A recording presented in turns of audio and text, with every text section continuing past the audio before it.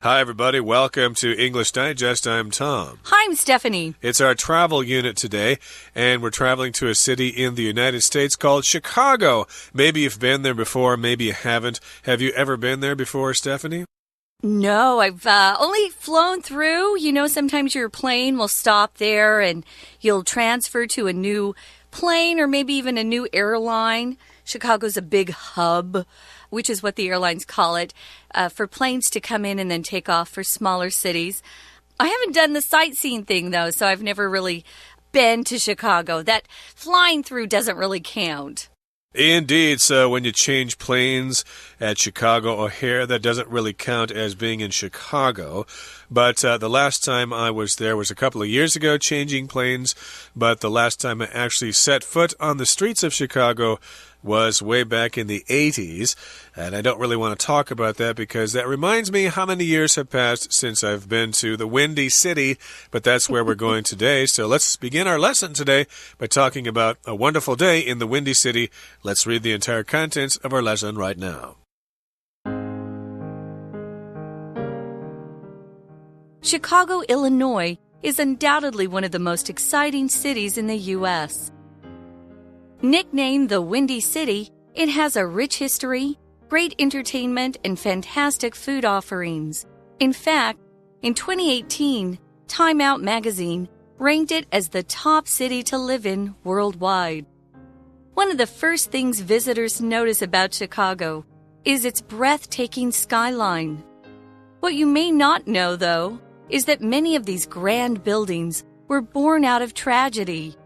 In 1871, a small fire on the city's west side grew into an enormous blaze that became the Great Chicago Fire. It spread throughout the city, burning for 2 days until it was extinguished by rainfall. About 17,000 buildings were destroyed by the fire, and more than 100,000 people became homeless. The people of Chicago set out to rebuild their city better than it had been before. This project attracted several architects, some of whom established the Chicago School of Architecture. Together, these talented people developed the world's first skyscraper and other innovative building designs. By the start of the 1900s, they had helped transform Chicago into one of the most state-of-the-art cities on Earth. Today, Chicago is even statelier than before. It's home to 4 of the 10 tallest buildings in the U.S., including Willis Tower and the Aon Center. The Magnificent Mile, Chicago's premier shopping district, hosts many high-end stores and is in walking distance of several 5-star hotels. In Millennium Park stands the city's most famous public artwork called Cloud Gate. It's a giant stainless steel sculpture that reflects Chicago's skyline like a funhouse mirror and has been nicknamed the Bean due to its curved shape.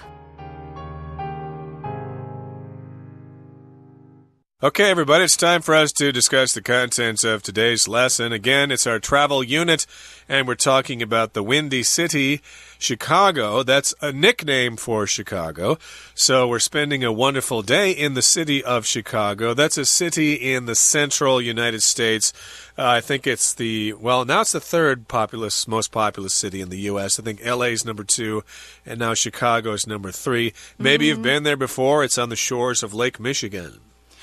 I haven't. I know you live a little bit closer to that city than I do because you grew up in Iowa. Yep. But I'm in Arizona, or I was, so it's quite a long trip.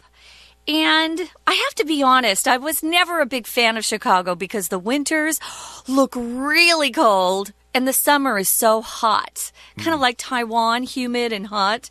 But if you like good food, especially, they have great restaurants. They're really known for that. They certainly are. We'll get to the food later on as our lesson continues. So let's talk about having a wonderful day in the Windy City of Chicago. Cool. So here, Chicago, Illinois is undoubtedly one of the most exciting cities in the U.S. So that's the state where it is, Illinois. The S is not pronounced there because it's a French word. Of course, that used to be part of France there in that part of the United States. So a number of places in that part of the country have French spellings, Illinois here, Chicago, Illinois, in the U.S. Undoubtedly, you could also say, without a doubt, there is no doubt, it certainly is a very exciting city. It's nicknamed the Windy City. A lot of big cities are pretty famous and people come up with different nicknames for them, like New York City is the Big Apple, which no one really knows why it's called that, or Paris is the City of Lights. So Chicago is the Windy City because, of course, it's very windy there. If you look at pictures of people walking around, you'll see that the wind's blowing kind of hard. I think it also has something to do with the skyscrapers. If any of you have been around 101, Taipei 101, you know that the wind is much stronger in that area. It's because of that really tall skyscraper. So a nickname is something people call you. It's not your real name. I had a cousin who was pretty funny. She named me Steph Fanny Annie Bucklebum. That was my nickname growing up. Pretty I bet, long. Tom, you had one too, right? Yeah, when I worked at the mailroom, my nickname was Spider. But please also remember that the word here is being used as a verb. It is nicknamed the Windy City. And you could also say its nickname is the Windy City. Although I think I remember reading somewhere that Chicago is indeed windy, but there are other cities that have stronger winds. You'd have to do some research on that. That was many years ago when I read that article. But still, it is very windy there. And it has a rich history, great entertainment, and fantastic food offerings. Ooh, lots to choose from if you like history or you like great entertainment. They have a basketball team, a football team, 2 baseball teams. They've got a lot of sports there for sure. They also, because of their size, when a play or a musical starts touring, they almost always go to Chicago as one of the first places they visit. And as I said before, they're really known, especially right now, for their great restaurants. So in fact, it says in 2018, Time Out magazine ranked it as the top city to live in worldwide. It beat Tokyo, it beat Taipei, it beat Beijing, it beat a lot of cities.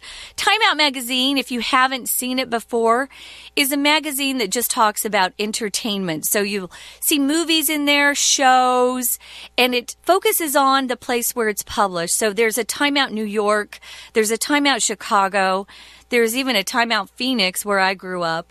And you can see what there is to do, especially on the weekend when people have some free time. They also talk about restaurants in there and do lots of different reviews. So it's kind of a fun magazine.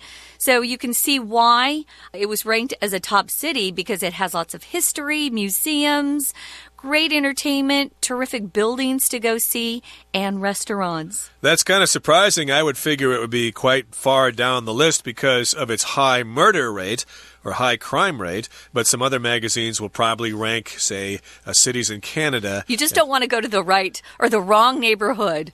True, but I guess in terms of entertainment and food and stuff like that, it's difficult to top that place. Now, moving on to the next paragraph here, it says, one of the first things visitors notice about Chicago is its breathtaking skyline. The skyline, of course, refers to the appearance of a city and all its buildings together. Now, Taipei has a nice skyline, but it's kind of separate, you know. Some of the tall buildings are in the west part of the city, some are in the east part of the city. But if you talk about, say, the New York skyline, it's very unique, it's very characteristic, and Chicago has a pretty wonderful skyline as well. An arrangement of tall buildings in a central place. Right, and usually you're getting pictures of the skyline at sunset or after dark when the lights are on. Of course, when 9/11 happened to New York City, its skyline changed drastically because we no longer had the Twin Towers, which New York, of course, was famous for. Chicago has a lot of skyscrapers as well. It says here what you may not know, though, is its breathtaking skyline actually grew out of some tragedy. If you study history of the United States, you know that Chicago had a huge fire at one point. It happened in 1871. They did have fire engines back then, but they were wagons driven by horses. It was very hard to put out fires before, modern cities were being built. not everything, but a lot of the buildings were made out of wood, brick. So things went up very quickly. So it was a small fire that started on the west side of the city and then grew into an enormous blaze that became what is referred to nowadays as the Great Chicago Fire. It's very sad. A lot of people died, and a lot of people were left without a home. A lot of people were homeless. Enormous here is one of our vocab words. It just means really large in size. Could be large in quantity, or just how extensive something is. So this was an enormous blaze. It covered a lot of property, a lot of area. So we use enormous that way. A blaze is when you talk about a fire.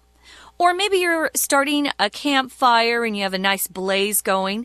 That's the orange and red flames that are shooting up that you can see. That's the blaze. They'll often use this word in newspapers or on TV. When they're reporting the news, they'll talk about there was a four-alarm fire, a four-alarm blaze. It was a huge fire.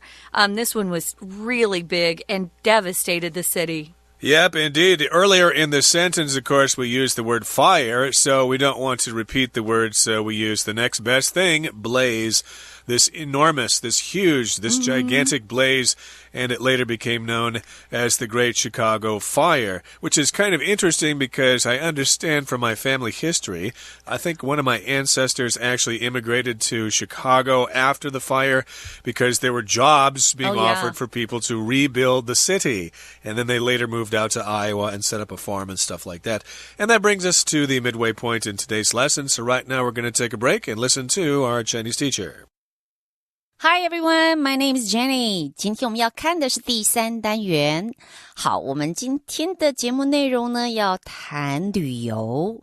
其实旅游有很多地方可以去，今天要介绍给大家的是 Chicago。Chicago 它这个城市有一个别名，它叫做 Windy City。Windy City 就是风城。好，我们来看这个句子，他提到 nicknamed the Windy City， 这个 nicknamed 当然这是一个过去分词，那从过去分词做开头就知道这是一个分词片语咯。好，分词片语里面省略掉的主词，也就是后面的 it， 但这个 at 指的当然就是 Chicago。提到 Chicago， 它有这样的绰号，它被称呼为，被昵称为，所以我们知道分词构句如果用到被动语态的话，只要保留这个 PP， 也就是过去分词就可以了。那提到 Chicago， 它基本上不管在历史上，这个历史故事也好，它有它的丰富的娱乐，还有它的食物，这3点也就是这篇文章要谈的内容。而且这边还有一个重要的资讯，就是说 Time Out 这个杂志还把 Chicago 这个评价上评为2018年全球最佳居住城市。我们注意到这个动词 rank 它其实当然它可以当动词也可以当名词，可是当动词的时候，像在这边它是个及物动词哦，就表示做排名，它把它排名为什么，也就是它把它评定为什么。好，我们再来看下面这段。既然说到 Chicago， 它在历史方面有丰富的历史，我们就从历史看起。因为 Chicago 其实让人最赞叹的就是它的天际线 skyline。 那可能不知道的就是说，其实这是有一个悲剧发生之后，那个悲剧讲的就是 The Great Chicago Fire， 也就是芝加哥大火。我们等一下再来谈谈芝加哥大火发生之后的故事。We're going to take a quick break. Stay tuned. We'll be right back.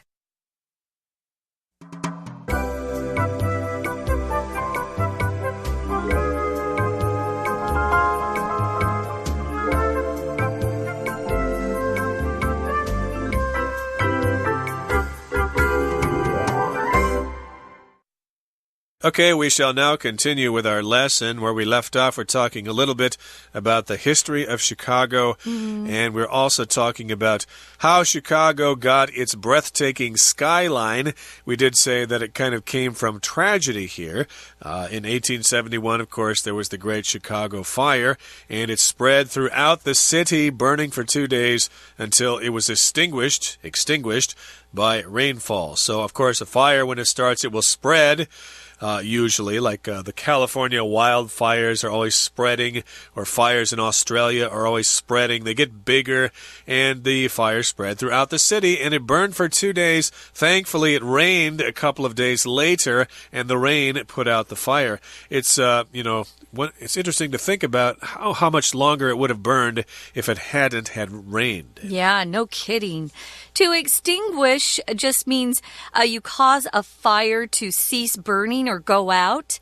Usually, if you want to extinguish a fire, these days, if it's a small fire, we just use one of those fire extinguishers that hang on the wall of buildings and homes.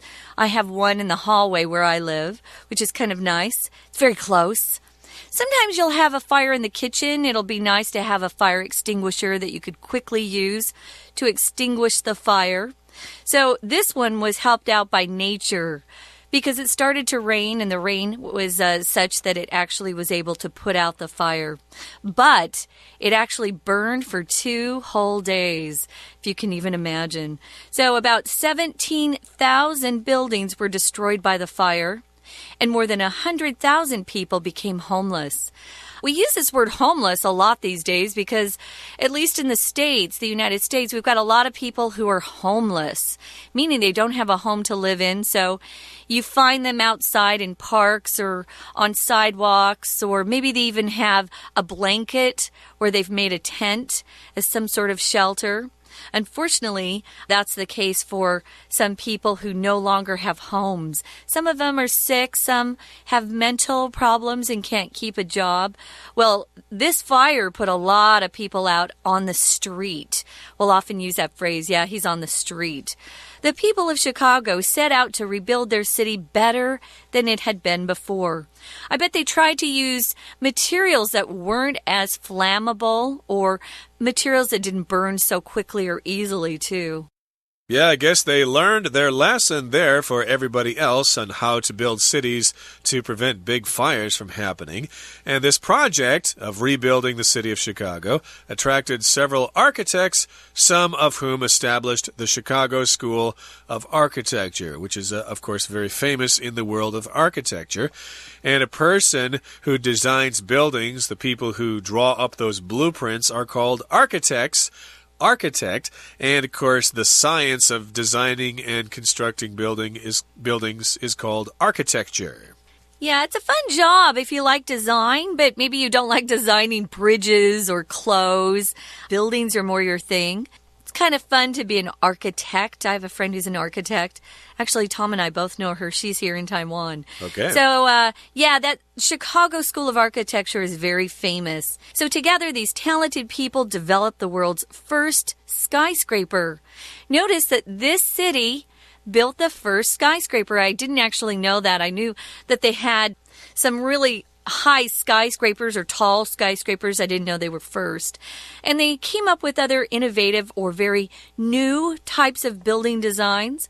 By the start of the 1900s, they had helped transform Chicago into one of the most state-of-the-art cities on earth. This phrase here, it's actually an adjective, state-of-the-art. Notice that there are hyphens between these words. It turns it into an adjective.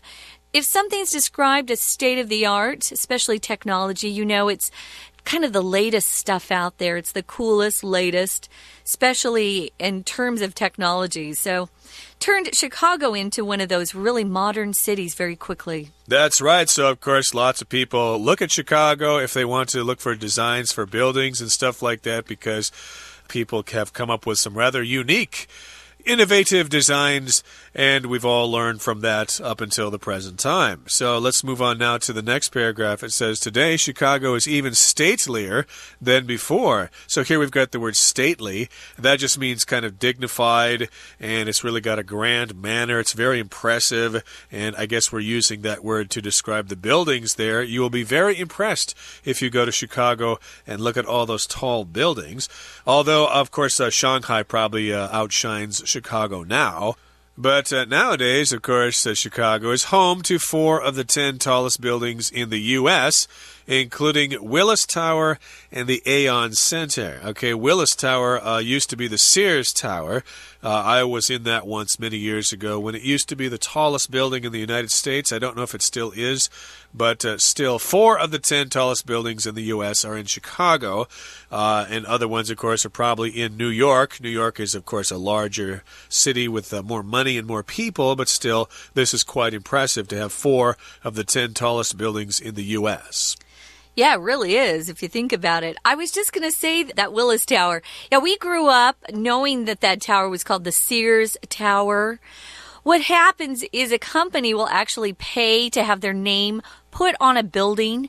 And currently, Sears, which was a pretty popular kind of a department store, especially before I was even born, they were really big.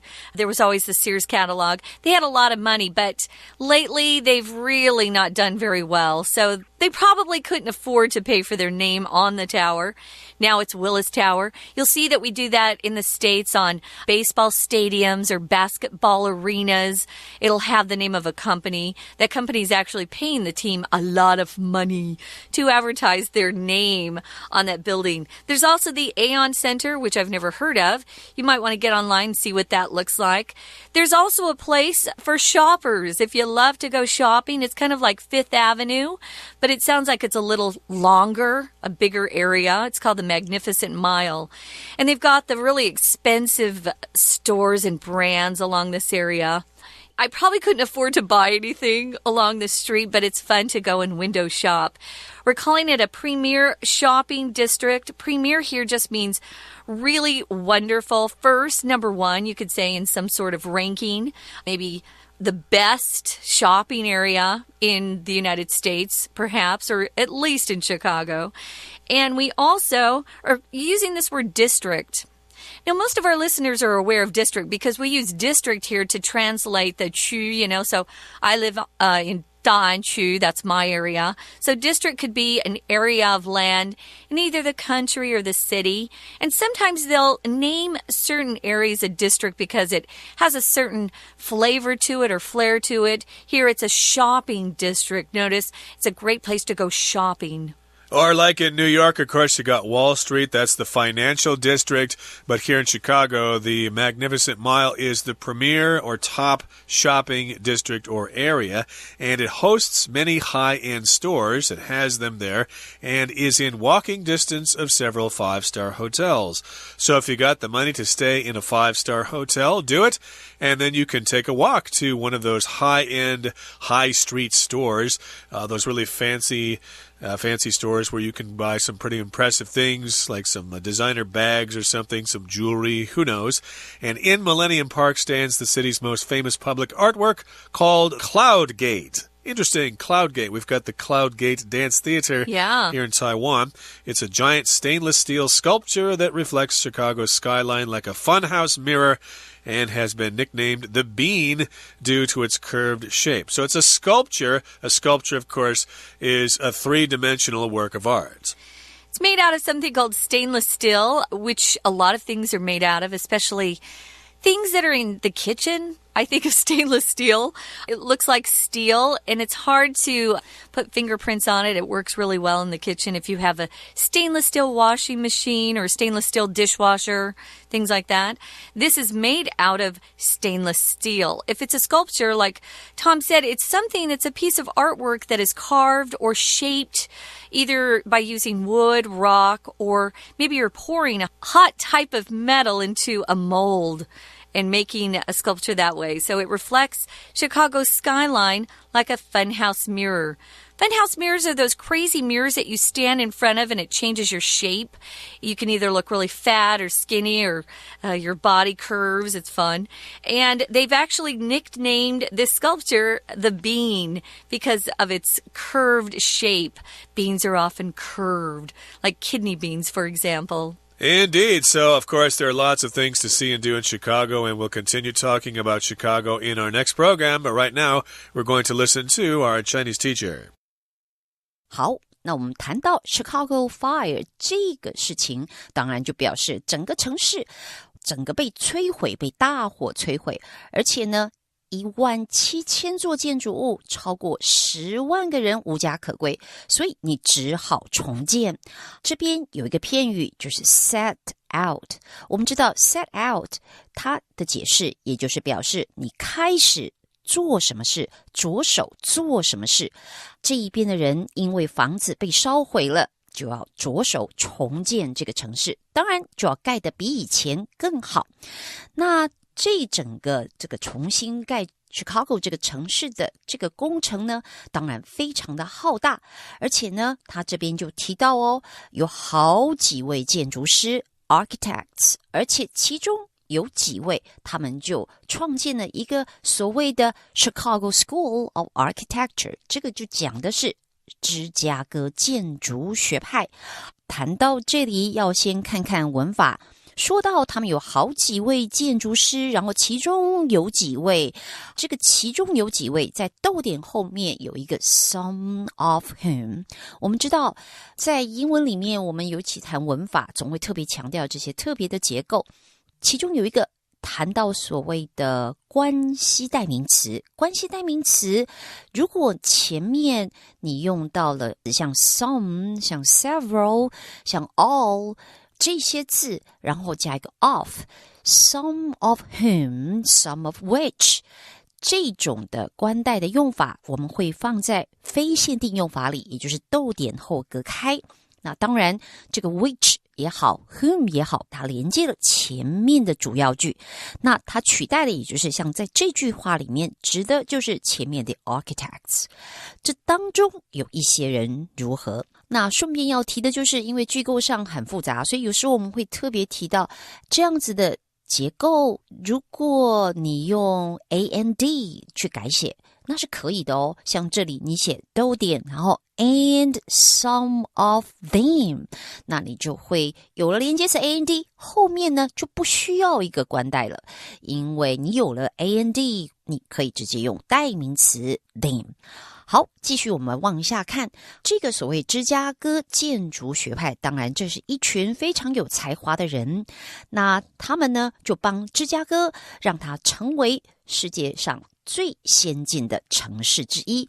注意到 state of the art 指的就是最先进的。下一段呢就谈到了，当然今天的 Chicago 看起来非常不一样， even statelier than before。 看到我们有个形容词叫 stately 意思就是很宏伟的，很尊贵的，非凡的。那这个地方它是比较级，而且比较级前面还加一个 even 做加强语气用，所以可以说更加的气宇非凡了。好，所以大家去看一看就知道，这里很多高档的商店用到了 high end 这个复合形容词 high end stores， 而且呢在这些高档商店旁边可能走个几步就有很多5星级饭店，甚至于这里最有名的一个雕塑作品叫做 Cloud Gate， 大家一定会想到这不是云门吗？的确它的名字就叫云门，只是当地人他们有一个昵称说它是 The Bean 豆荚。好，我们今天的讲解就到这边结束，我们下次见。